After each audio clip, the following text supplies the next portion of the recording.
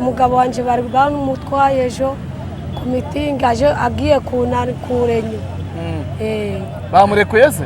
Oya bamutwaye. Bari bamutwaye ejo. Nabonye bavuga yuko abantu barimo hano abanyabyaha.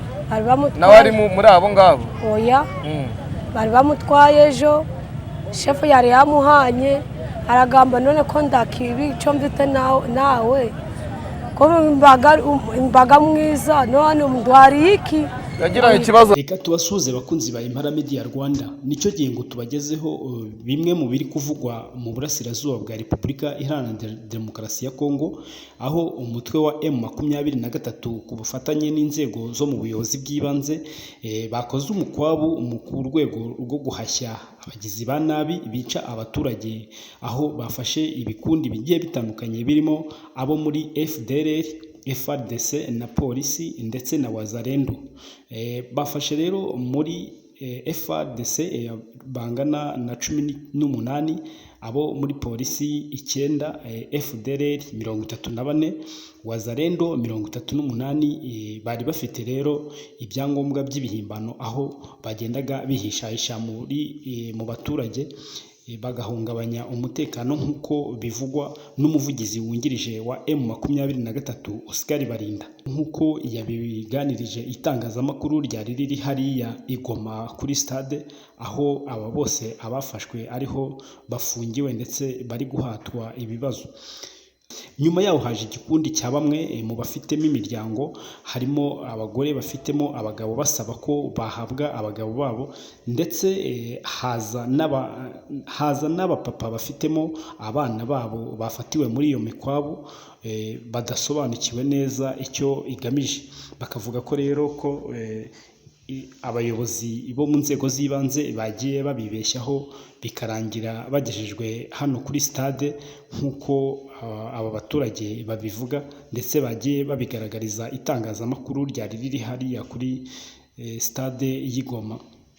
Icyo usabwa ni ukugumiza gukurikirana iki kiganiro kugeza kirangiye, hanyuma ukihera ijisho ukamenya ibiri kubera hano mu burasirazuba bwa Repubulika Iharanira Demokarasi ya Kongo. Uramenye ntukureho urushinge rwawe, ugomeze wihere ijisho.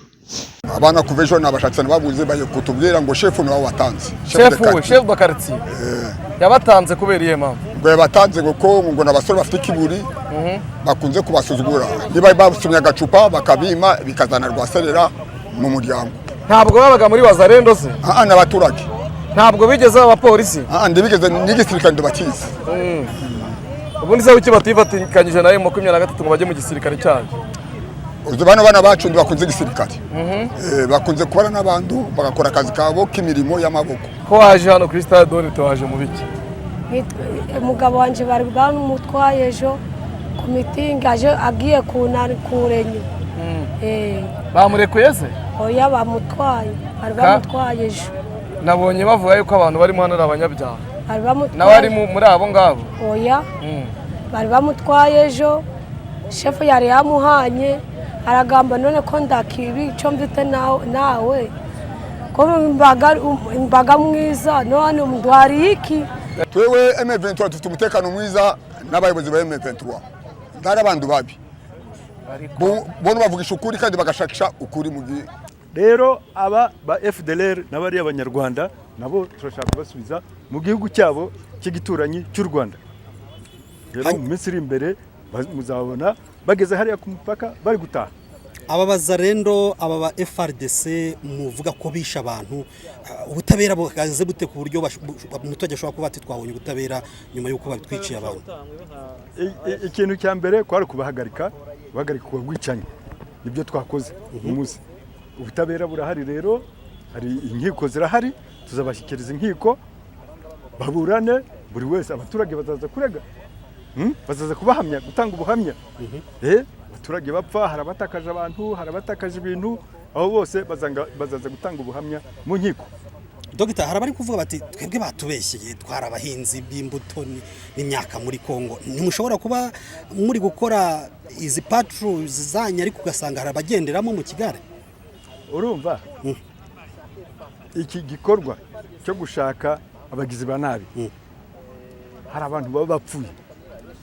Dufite inzego z'ibanze zitwereka zikavuga ati aba n'abaturage bacu, urumva hari ba nyumbakumi, hari ba chef de quartier, hari ba burgomestre w'amakomine, hari no mu giturage hari aba chef coutumier. Ejo twari kuri stade y'Ikibati hariya, hari abantu benshi twarekuye, ugaragaye rero ko nta kibazo afite, urumva turamurekura. Hano naje kwagera bitewe n'abana banjye bajyanye ejo. Abana bangahe? Abahungu babiri. Babapaki bagiye ku nama iraruguru kuri stade ira ku Makao 1. Bamaze gufata abana barabajyana, bamaze kubajyana. Abana banjye si ibisambo. Abana kuva ejo nabashatse babuze baye kutubwira ngo chef nawe watanze. Chef de quartier. Yabatanze kubera iye mama. Ngo yabatanze ngo n'abasore bafite kiburi. Bakunze kubasuzugura. Niba basumye agacupa bakabima bikazana rwaserera mu muryango. Ntabwo babaga muri Wazalendo se? N'abaturage. Ntabwo bigeze abapolisi? Ndibigeze n'igisirikare ndabakizi. Ubundi se uki batifatikanyije nayo 23 ngo bajye mu gisirikare cyaje. Bana bacu bakunze igisirikare. Bakunze kubana n'abantu bagakora akazi kabo k'imirimo y'amaboko ku mantrepo. Twabwiwe ko ari abanyabyaha barimo hano muri stade berekanye. None bavuga yuko baje bafata mu rugo kubera ko bima abayobozi ku nzoga ndetse n'ibindi. Babavanye aho ku stade bave mu nama. Na guverineri arababwira ngo abana ndeba bajyane bareka abana ibyangombwa byabo byaraheze mu hunga. Nta kintu cyangombwa na kimwe barafite se kuryo bakerekana. Umwe afite icyangombwa n'undi afite icyangombwa, amakarte pour izo ndandite zacu. None urasaba iki M23 yagufasha iki kugira ngo abana bongere ubabone, ariko niba abana koze n'ibyaha uravuga iki? Ngewe ndacyacyo nzi ndushaka ahubwo M23 dusaidie idohereze barabana bacu. Wabarigeze ugera ku nzego z'ubuyobozi mbere yuko uzana kuri stade Dorte? Ndabuyo sinageze mu buyobozi. Ndabwo nageje ahubwo kujya bashakira ruguru kuri stade bare babafatiye. Tugeze tubura abana bavuga ngo babazanye hano kuri stade Dede. Urateganya gukora iki nyuma yuko bagiye kubajyana mu nkiko? Kujyana mu nkiko nda kibazo mfite n'ingiko ngiyewe tunugusha bato bana tubaka baduhereza gusa. Batubwiye yuko bagiye kubajyana mu nkiko kubera ko ari abanyabyaha. Urakora iki wowe ku rwaye ruhande? Bafite ibyaha bagomba kubahana. Ariko se ubona batabifite? Nda byaha bafite. Dibarwana basi bazakayuga tukuma gacupa k'inzoga bakabima abategetsi. Eni wacu hari abantu babategetsi bakunze gufata abantu n'ubumye ku kacupa ka k'inzoga akagusha mu mutima wawe. Umutima we. Hazangira ibibazo akabagutungira gatoki. Urasaba iki ubuyobozi bwa M23 kugira ngo abayobozi bameze gutyo babashe guhinduka? Abayobozi bameze gutyo bagomba kubahindura bagasha abandi bayobozi bashya. Umutekano M23 yazanyemo hano mu mujyi wa Goma murawakira. Twewe M23 dufite umutekano mwiza n'abayobozi ba M23. Ndara abantu babi. Bono bavugisha ukuri kandi bagashakisha ukuri mu gihugu. Asante. Merci.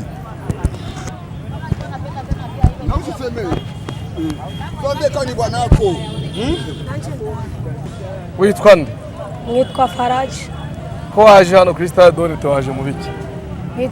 Umugabo wanje bari bamutwaye ejo ku mitingi agiye kurenyu. Bamurekuye se? Oya bamutwaye. Bari bamutwaye ejo.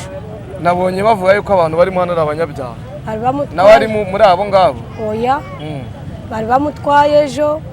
Chef yari yamuhanye aragamba none ko ndakibi cyo mvite nawe. Ko imbaga mwiza none umdwari iki? Yagira ikibazo na chef de quartier. Oya make nuca umugabo wanje aratumikaga mwavana. None ndakazi karo akabona ngipase y'imoto agendaga gutumika.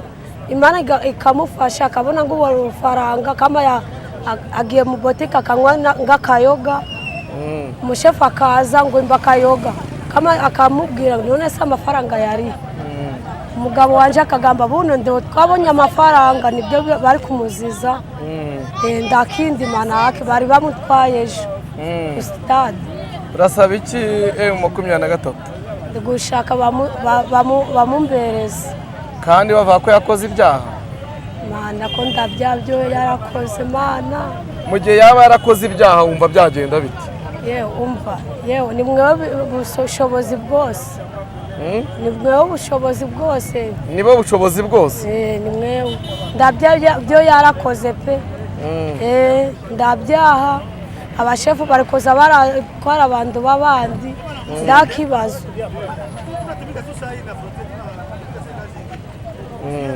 bakamutungira agatoki akamuhana guca. Umugabo wanje n'umuramu wanje.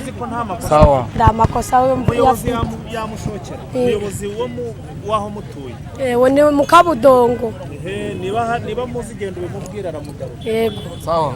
Twagaragaje abanzi b'amahoro y'igihugu cya Kongo aribo ryahuriro leta yubatse kugira ngo ribuze abakongomani amahoro.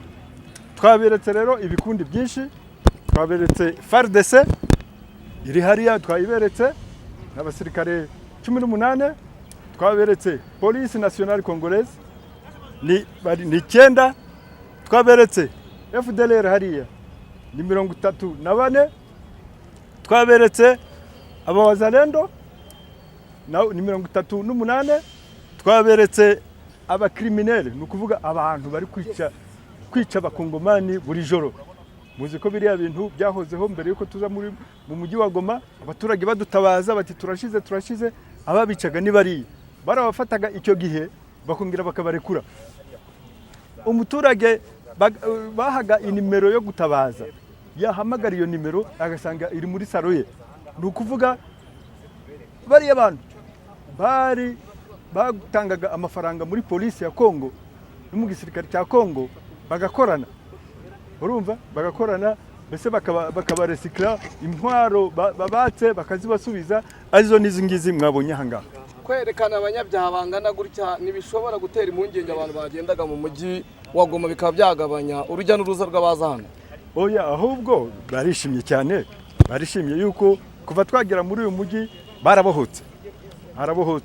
Abamotari bagendaga bahagarikaga ingendo saa 11 z'umugoroba.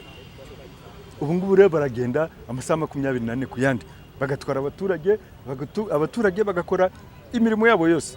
Ubu rero barishimye cyane.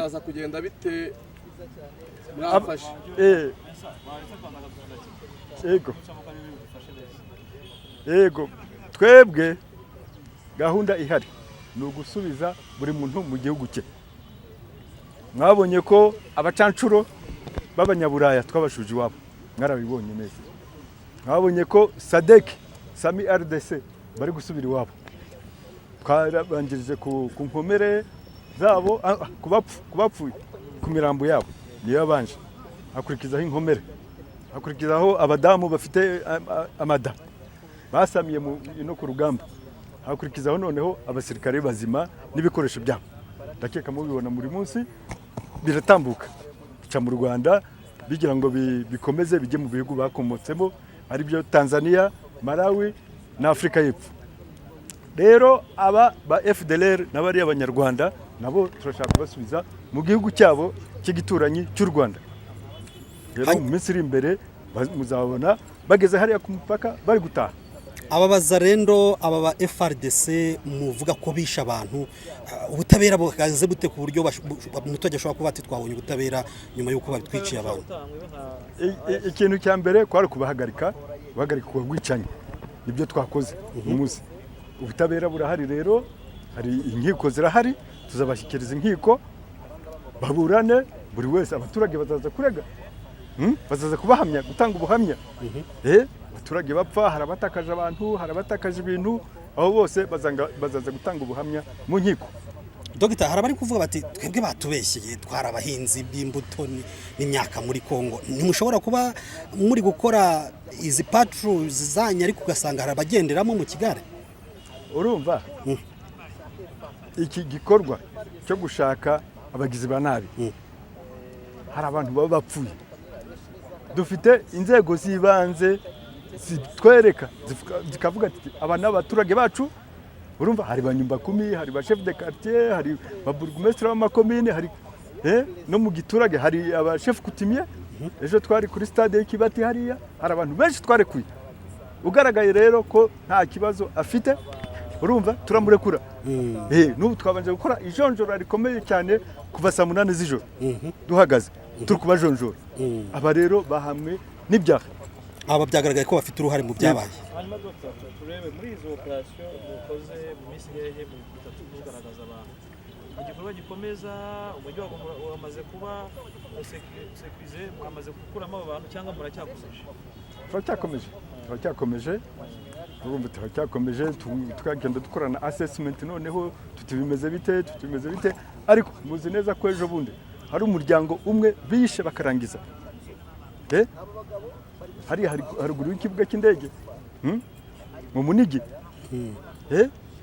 bica umugabo umugore n'abana babo. Urumva rero byari bisaba ko iki gikorwa gikorwa kugira ngo abakongomani batekane.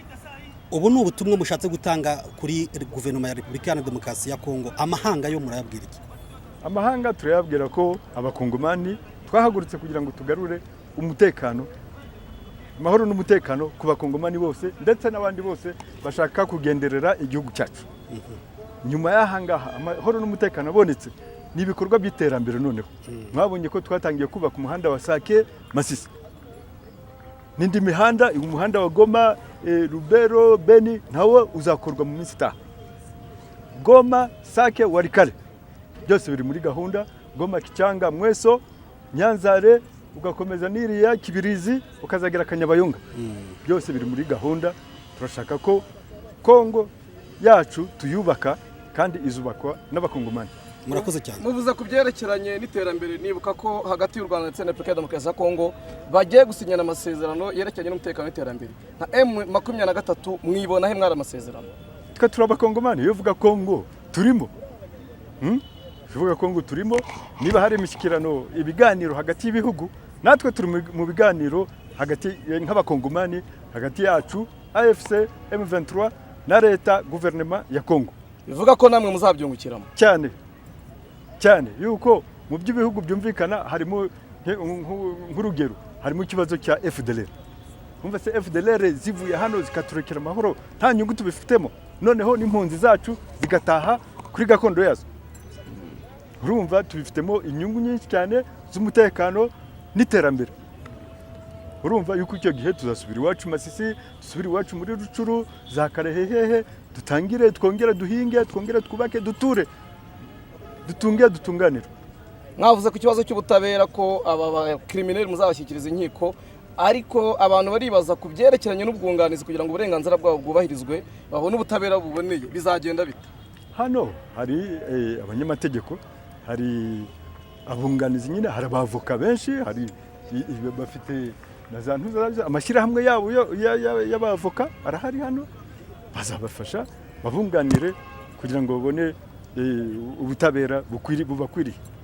Human Rights Watch twabonye ivuga ko amasezerano hagati y'u Rwanda ndetse na Repubulika ya Demokarasi ya Kongo ateje ikibazo.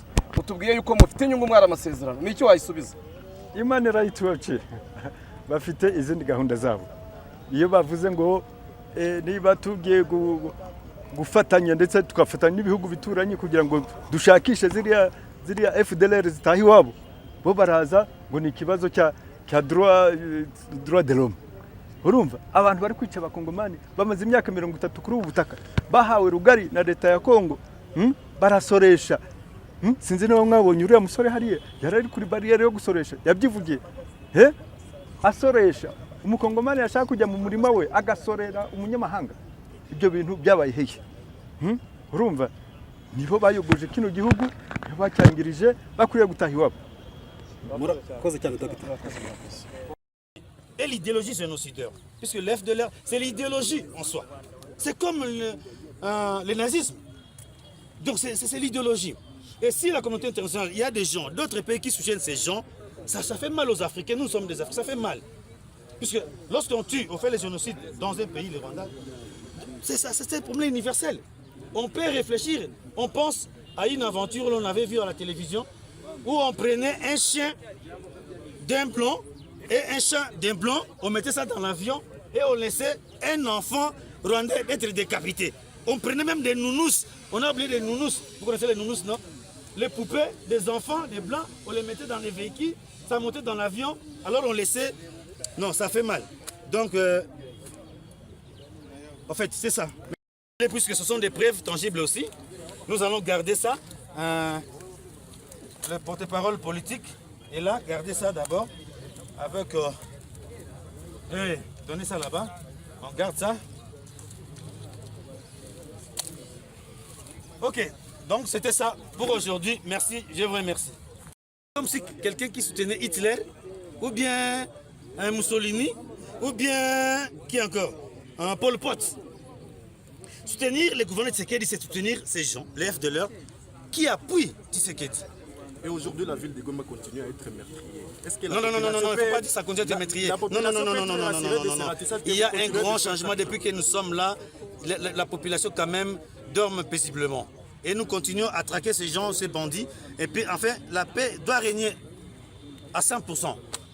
Donc, c'est ça. Donc, ce que nous disons à la communauté internationale, ces gens qui ont massacré les gens, qui ont commis le génocide, il y a beaucoup de sujets rwandais ici, donc 180 sujets rwandais, qui avaient des nationalités, donc on les a donné des nationalités, ils avaient des boutiques, ils avaient des véhicules de transport, donc ils avaient des bandes même de criminels qu'ils organisaient, à partir de ceux qui sont à Kinshasa. Alors si la communauté internationale soutient ces gens, ça doit faire mal aux Africains. Puisque les génocides, ceux qui ont commis les génocides rwandais, les génocides du Rwandais, ce n'est pas un problème du Rwandais. Non, c'est un problème mondial. C'est un problème universel. Ceux qui ont commis cela doivent justifier. Pourquoi ils ont fait ça? Et les Blancs qui ont laissé faire ça, qui ne puissent pas penser que nous allons laisser faire ça encore ici chez nous. Ces gens, ce sont qui? L'FDLR, ce sont eux qui encadrent ces Wazaliens. Arrachez les cartes. Kamatez la carte. Ouais, kamatez la carte. Carte à Olivier. Zana. Ah ben même, vous êtes des journalistes, vous pouvez les voir. Imaginez ce vieux. Il a quel âge? Peut-être qu'ils ont commis les génocides au Rwanda. C'est en peut-être qu'il a commis les génocides au Rwanda. Mais ici, il a une carte d'identité.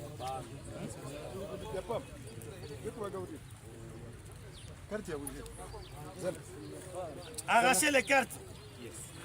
Makura Mouari à carte. Yos. Ikom.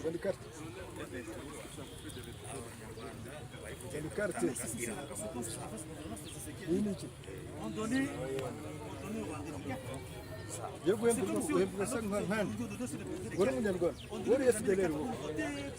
mais ici, ils travaillaient avec les FDLR. Ils étaient des FDLR, ils avaient des boutiques, ils avaient tout, ils avaient des carrés ici au Congo. Alors, c'était les affaires privilégiées.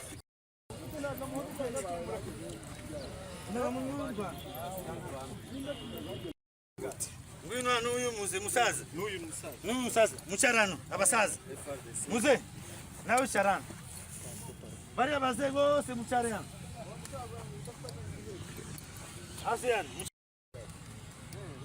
n'abanyarwanda bose 181 ijana na mirongo nani n'umwe n'abanyarwanda. Comment vous l'avez capturé? Ce sont des Rwandais, 181 sujets rwandais, mais qui ont des cartes. Il